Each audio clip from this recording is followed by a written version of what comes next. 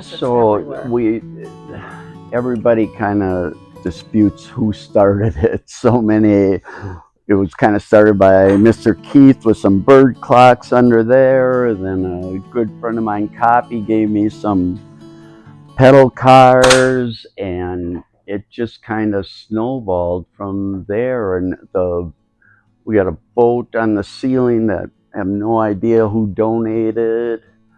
It just has become an amazing collection of things. And we got a friend of mine was a principal for Lake Geneva, and he also did framing of pictures.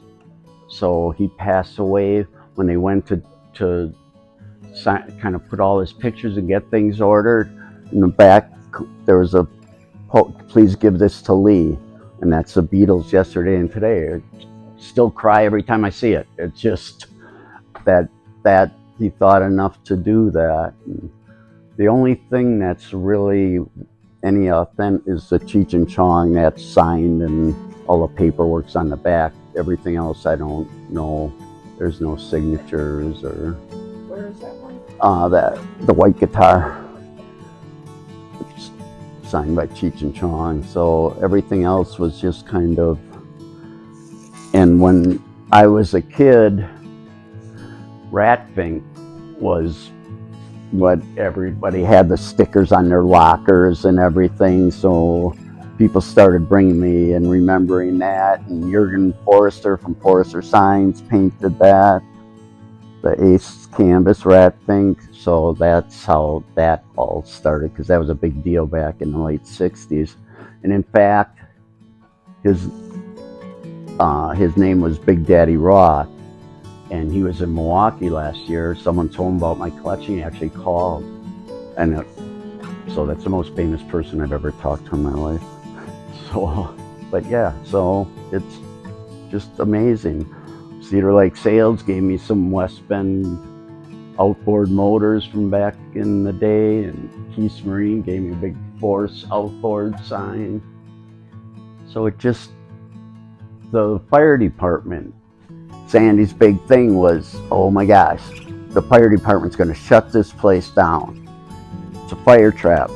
Our fire chief brought me some helmets from back in the day. So there went that whole idea of them. So it's just amazing how it all kind of took off. And is your house at all like this? No, I've never collected a thing in my life. No, nothing at all. And that's why, if you look at this shop compared to that shop, Sandy won't let any of it pass that wall. So it all stays back here.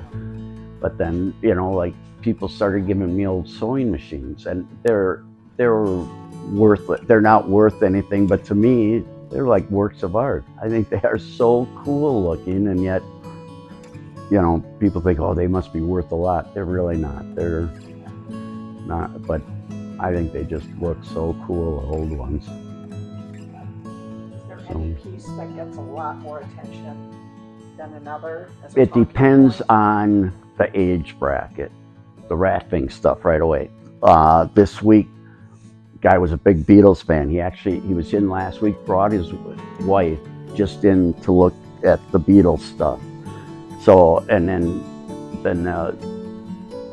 old water ski guys with all the fancy stuff skiing wise, they just love oh my God, I remember having a disc and the trick skis, and so everybody is different, and and then a friend of mine found that canoe in Minnesota, and so where we go, gotta hang it on the ceiling. Well, it's an old wood canoe. People are wild that I drilled holes in the bottom to hang it.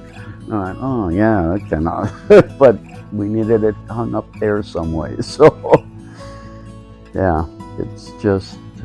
We were asking about some of your equipment that you use, and Sam pointed out. This is